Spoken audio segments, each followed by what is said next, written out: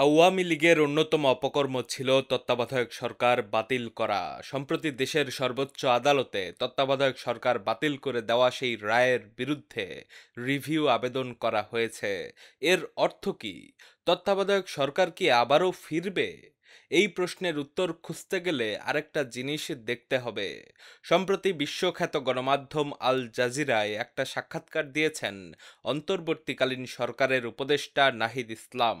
সেখানে তিনি কিছু বিশেষ ইঙ্গিতপূর্ণ কথাবার্তা বলেছেন। আসেন আমরা জিনিসগুলো একটু খুঁটিয়ে দেখার চেষ্টা করি। আল জাজিরার ওই সাক্ষাৎকারের এক পর্যায়ে উপদেষ্টা নাহিদকে প্রশ্ন করা হয় যে দেশের বিভিন্ন রাজনৈতিক দল দ্রুত নির্বাচন আশা করছে। এ নিয়ে নাহিদের ভাবনা কি? উত্তরে তিনি জানান, বর্তমান সরকার কিন্তু তত্ত্বাবধায়ক সরকার নয়। গণ অভ্যুত্থানের মাধ্যমে এই সরকার এসেছে। তাদের উদ্দেশ্য হলো রাষ্ট্রের বিভিন্ন কাঠামোগত সংস্কার করা এবং একটা সুষ্ঠু নির্বাচনের গ্রহণযোগ্য পথ বের করা। এই দুই কাজ করার পর নাহিদরা আরেকটি সরকারের কাছে ক্ষমতা হস্তান্তর করবেন।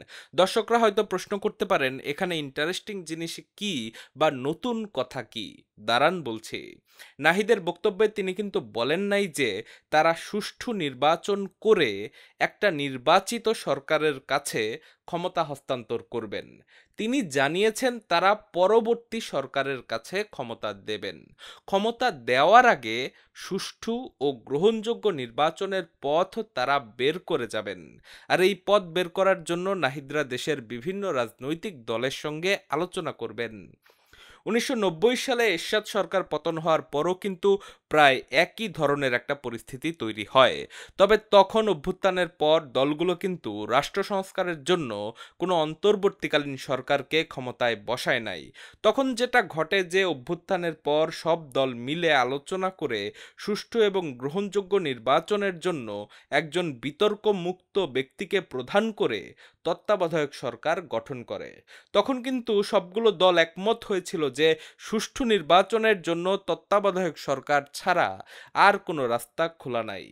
আর বাংলাদেশের ইতিহাসে আসলেই কখনো তত্ত্বাবধায়ক সরকার বাদে সুষ্ঠু নির্বাচন হয় নাই।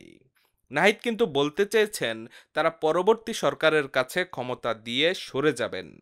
তার মানে কি নির্বাচন আয়োজনের দায়িত্ব পরবর্তী সরকার নেবে?